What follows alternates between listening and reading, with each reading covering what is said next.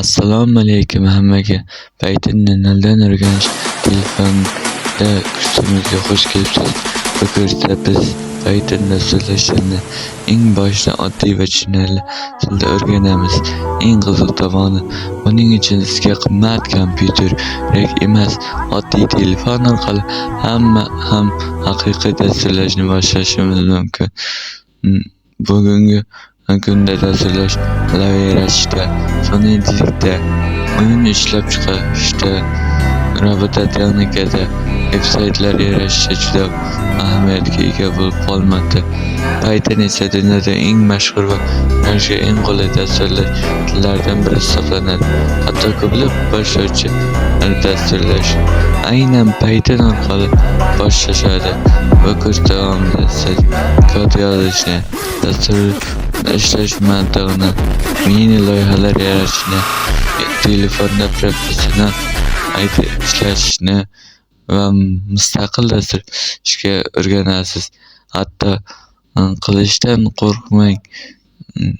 Har bir dasturchi xato qiladi. Eng muhimi davom etish va o'rganishdir.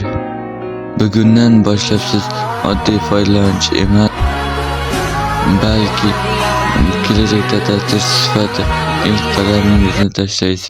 Oddiy telefon orqali kod yozamiz.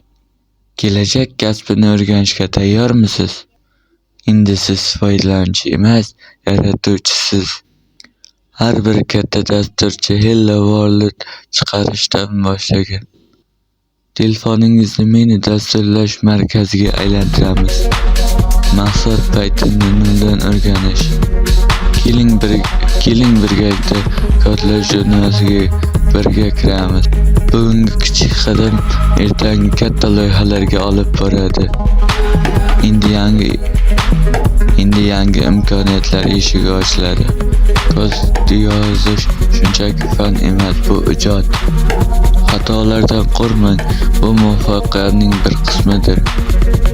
Balki kelajakda katta dastur sizniki bo'lar. G'oyalarni kodga aylantirish vaqti keldi. Python yo'nalishlari va ishlatish sohalari.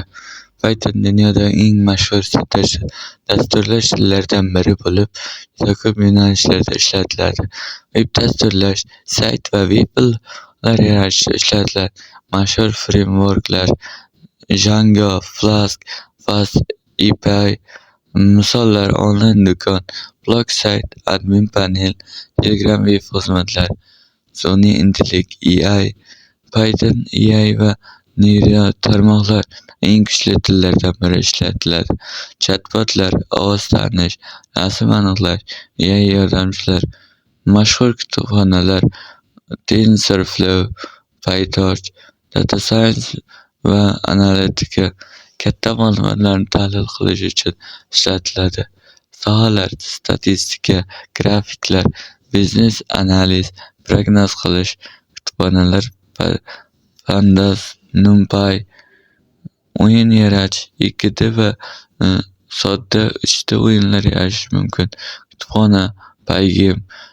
Telegram bot yaratish: Python orqali avtomatik botlar yoziladi. Misollar: testbot, AIbot, Obama-bot, kanal boshqaruvchi bot. Kutubxonalar AIogram, PyTelegram bot, AIP. Kiberxavfsizlik va avtomatlashtirish: Python fayllarni avtomatik boshqarish, test qilish. Tarmoq analizida ishlatiladi. Robototexnika va IoT robot va aqlli qurilmani boshqarishda ishlatiladi. Masalan, Arduino bilan ishlash. Sensorlar, aqlli uy tizimlari. Python bilan qanday ish qilish mumkin? Veb dasturchi, AI developer, data analyst, Telegram bot developer, backend developer, game developer, automation engineer. Python bitta til orqali ko'plab kasblarni o'rganish imkonini beradi. Python dasturchilar tajriba yo'nalishi davlatga qarab farq qiladi.